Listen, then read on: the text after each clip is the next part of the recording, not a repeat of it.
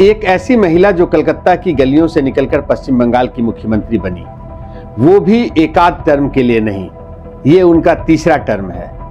करीब 15 साल से वहां की सत्ता पर काबिज हैं। वहां की राजनीति की धुरी बनी हुई है। वो बंगाल ही नहीं, आज देश की राजनीति में एक ताकतवर आवाज है। उन्हें बीजेपी को सीधी टक्कर देने वाली एकमात्र शख्सियत कहा जाए तो गलत नहीं होगा।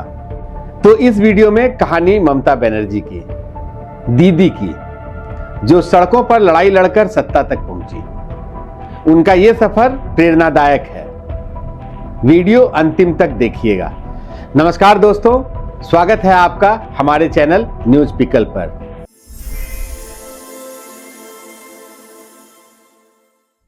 जहां हम भारत की राजनीति की दिलचस्प कहानियां सुनाते हैं। अगर आपको यह कहानी पसंद आए तो लाइक, शेयर और सब्सक्राइब करना ना भूलना। ये कहानी शुरू होती है 5 जनवरी 1955 से, जब कोलकाता के एक साधारण परिवार में एक बच्ची का जन्म हुआ। नाम रखा गया ममता। पिता का नाम था प्रोमिलेश्वर बनर्जी, जो एक स्वतंत्रता सेनानी थे, और मां गायत्री देवी। घर की हालत इतनी अच्छी नहीं थी।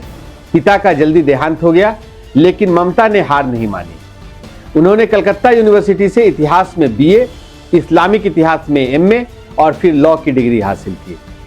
लेकिन पढ़ाई के साथ साथ उनका मन राजनीति की ओर खिंचा।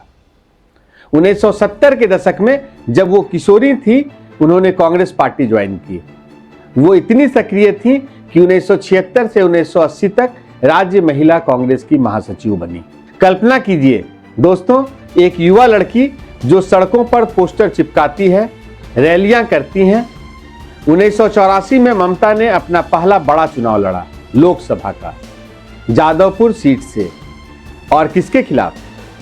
कम्युनिस्ट पार्टी के दिग्गज सोमनाथ चटर्जी के खिलाफ। सबको चौंकाते हुए वो चुनाव जीत गईं। वो भारत की सबसे युवा सांसदों में से एक बनी। कांग्रेस में उनकी तरक्की जारी रही। वो युवा कांग्रेस की महासचिव बनी, फिर महिला कांग्रेस की। 1991 में वो खेल और युवा मामलों की राज्य मंत्री बनी। लेकिन ममता दीदी हमेशा से बेबाक थी। वो पार्टी में भ्रष्टाचार के खिलाफ बोलती, जो उन्हें महंगा पड़ा।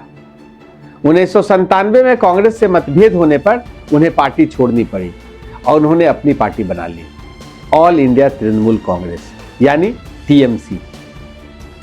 अब कहानी में ट्विस्ट आता है। TMC की शुरुआत मुश्किल थी। 1998 के चुनाव में कुछ सीटें मिली, लेकिन 1999 में ममता ने बीजेपी के साथ गठबंधन किया और रेल मंत्री बनी। वो भारत की पहली महिला रेल मंत्री थी। उन्होंने कई प्रोजेक्ट शुरू किए, लेकिन 2001 में NDA से अलग हो गई। 2004 का चुनाव TMC के लिए बुरा रहा। सिर्फ 1 सीटें मिली, लेकिन दीदी ने हार नहीं मानी। वो वापस सड़कों पर उतरी। अब फोकस था पश्चिम बंगाल पर, जहां 34 साल से लेफ्ट फ्रंट की सरकार थी, CPIM की अगुवाई में। लेफ्ट की सरकार पर किसानों की जमीन हड़पने का आरोप लग रहा था, इंडस्ट्री के नाम पर। ममता ने इसका विरोध किया। याद कीजिए सिंगूर का आंदोलन। 2006 में टाटा नैनो प्लांट के लिए किसानों की जमीन ली जा रही थी। ममता दीदी ने अनशन किया पूरे 25 दिन तक। पूरा देश देख रहा था। फिर नंदीग्राम 2007 में SEZ के लिए पुलिस फायरिंग में 14 लोग मारे गए। ममता ने लेफ्ट सरकार के खिलाफ मोर्चा खोल दिया। वो मां माटी मानुष का नारा दिया, मां मिट्टी इंसान। यह आंदोलन इतना बड़ा हुआ कि 2009 के लोकसभा चुनाव में TMC ने 19 सीटें जीती और लेफ्ट को बड़ा झटका लगा। ममता फिर रेल मंत्री बनी UPA सरकार में, लेकिन उनका लक्ष्य था बंगाल की सत्ता तक पहुंचना। 2011 का विधानसभा चुनाव, यह था क्लाइमेक्स। ममता की TMC ने कांग्रेस के साथ गठबंधन किया और लेफ्ट फ्रंट को हराकर 184 सीटें जीती। 34 साल बाद कम्युनिस्टों का शासन खत्म हुआ। ममता बनर्जी बंगाल की पहली महिला मुख्यमंत्री बनी। दोस्तों, यह कोई साधारण जीत नहीं थी, यह थी जनता की क्रांति। मुख्यमंत्री बनने के बाद उन्होंने कई स्कीम्स शुरू की। कन्याश्री लड़कियों की शिक्षा के लिए, रूपश्री शादी के लिए, स्वास्थ्य साथी हेल्थ इंश्योरेंस, बंगाल की अर्थव्यवस्था में सुधार हुआ, जीडीपी बढ़ी, लेकिन वो आरोपों से घिरी भी। उनके सामने बड़ी चुनौती आई, जैसे शारदा चिट फंड घोटाला, जहां टीएमसी के लोग फंसे। अब कहानी आगे बढ़ती है 2014 तक, जब केंद्र में मोदी सरकार आई। ममता दीदी हमेशा से संघीय ढांचे की रक्षा करती आई। उन्होंने मोदी सरकार की कई नीतियों का विरोध किया। 2016 के चुनाव में टीएमसी ने फिर जीत हासिल की, 294 में से 211 सीटें जीती, लेकिन बीजेपी धीरे धीरे बंगाल में पैर पसार रही थी। 2019 के लोकसभा चुनाव में बीजेपी ने 18 सीटें जीती, जबकि 2014 में सिर्फ 2 थी। ममता ने इसे चुनौती माना। अब लड़ाई और तेज हो गई।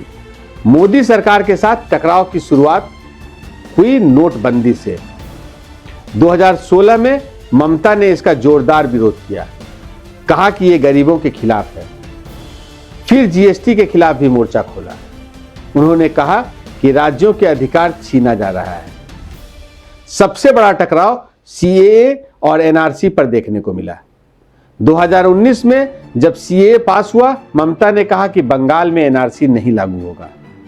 वो बोली, हम किसी को नागरिकता से बाहर नहीं करेंगे।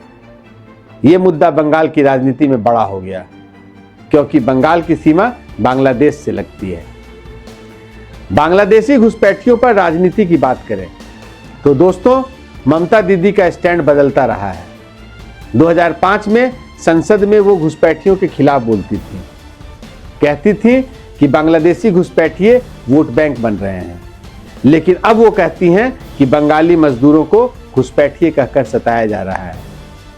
2025 में जब दिल्ली पुलिस ने बांग्लादेशी भाषा बोलने वालों को घुसपैठिए कहा तो ममता ने विरोध किया। वो बोली, बंगाल में 1.5 करोड़ प्रवासी मजदूर गरिमा से रहते हैं, लेकिन बीजेपी शासित राज्यों में बंगालियों को घुसपैठिए कहकर निकाला जा रहा है। बीजेपी आरोप लगाती है कि ममता घुसपैठियों को शरण दे रही है वोट के लिए, लेकिन दीदी कहती हैं कि यह भाषा और संस्कृति पर हमला है। 2025 में उन्होंने बीएसएफ पर आरोप लगाया कि वो घुसपैठियों को आने दे रहे हैं। यह मुद्दा बंगाल की राजनीति का केंद्र बन गया है, खासकर जब बांग्लादेश में अशांति है। 2021 के विधानसभा चुनाव, ये था असली महायुद्ध। बीजेपी ने पूरा जोर लगा दिया। पीएम मोदी ने दर्जनों रैलियां की, लेकिन ममता दीदी, जिन्हें नंदीग्राम में चुनाव लड़ते हुए चोट लगी, व्हील चेयर पर प्रचार किया। टीएमसी ने 213 सीटें जीती, बीजेपी 77 पर रुक गई, लेकिन बीजेपी की ताकत बढ़ रही है। 2025 में बीजेपी ने ऑपरेशन सिंदूर के बाद राष्ट्रवाद पर फोकस किया, घुसपैठ को बड़ा मुद्दा बना दिया है। पीएम मोदी ने कहा कि बिहार की जीत बंगाल में जंगल राज खत्म करेगी। ममता ने जवाब दिया, केंद्र सरकार को डिलीट कर दो। हाल के टकरावों की बात करें, 2025 में बाढ़ के दौरान बीजेपी नेताओं पर हमला हुआ। पीएम मोदी ने ममता सरकार पर कानून व्यवस्था का आरोप लगाया। ममता ने कहा, यह राजनीतिक नौटंकी है। फिर एसआईआर पर विवाद अभी चल ही रहा है। ममता ने चुनाव आयोग और बीजेपी पर साइलेंट रिगिंग का आरोप लगाया। बोली, अगर एक भी वोटर लिस्ट से हटा तो मोदी सरकार गिर जाएगी। और केंद्र के साथ सबसे ताजा विवाद अभी नए साल 2026 में ईडी की रेड्स को लेकर है। आईपैक ऑफिस और उसके डायरेक्टर के घर पर रेड, जो टीएमसी की स्ट्रेटेजी बनाता है। ममता दीदी सड़कों पर उतरी, विरोध मार्च निकाला।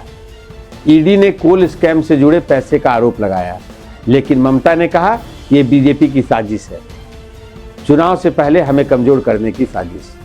उन्होंने कहा, बंगाल जीतने के बाद दिल्ली भी जीतेंगे। बीजेपी ने ईडी की रेड में ममता के दखल को हस्तक्षेप बताया, केंद्रीय एजेंसियों के काम में हस्तक्षेप। कलकत्ता हाईकोर्ट में केस चल रहा है, जहां ईडी ने ममता के खिलाफ सीबीआई जांच की मांग की है। दोस्तों, ये लड़ाई जारी है। बीजेपी बंगाल में मजबूत हो रही है। आरएसएस की शाखाएं 5 गुना बढ़ी 2011 से। 2026 के चुनाव नजदीक हैं और ममता दीदी फिर स्ट्रीट फाइटर मोड में हैं। उनकी उपलब्धियां जिनको लेकर वो चुनाव में उतरेंगी वो हैं महिलाओं के लिए स्कीम्स, अर्थव्यवस्था में ग्रोथ, लेकिन आलोचनाएं भी झेलनी पड़ेगी।